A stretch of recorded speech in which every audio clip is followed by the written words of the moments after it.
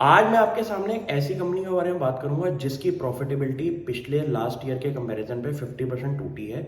लेकिन मैं कंपनी के केपेक्स प्लान की वजह से इस कंपनी पे बुलिश हूं। रीजन बीइंग, ये केमिकल सेक्टर में कंपनी परफॉर्म करती है और कंपनी का नाम है तमिलनाडु पेट्रोकेमिकल्स।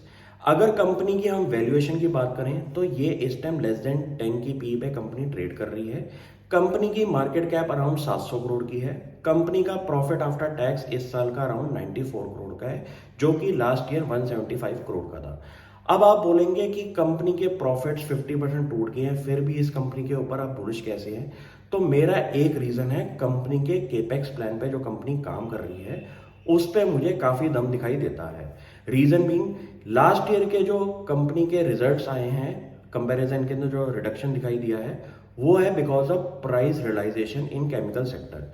आपने नोटिस किया होगा काफी कंपनीज के जो प्रॉफिट आफ्टर टैक्स हैं वो एक दो सालों में काफी दिखाई दिए हैं डिक्लाइन की तरफ।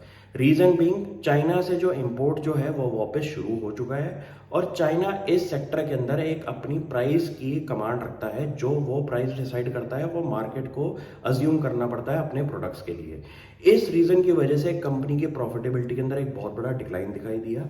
लेकिन मुझे लगता है कि जैसे गवर्नमेंट की पॉलिसीज चल रही हैं और इंपोर्ट बैन का जो प्रोसेस चल रहा है केमिकल सेक्टर के अंदर, बाहर से केमिकल आना बंद हो जाएगा।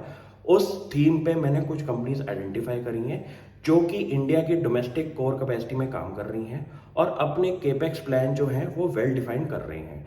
जैसे कि कंपनी के जो केपेक्स प्लान है अराउंड 240 करोड़ और 165 करोड़ के, वो different two lines of chemicals में काम कर रहे हैं और कंपनी अपनी existing core competency existing chemicals के अंदर अपना जो इंक्रीज कर रही है उस पे मुझे 2-3 साल के टाइम फ्रेम में इस कंपनी में काफी दम दिखाई दे रहा है।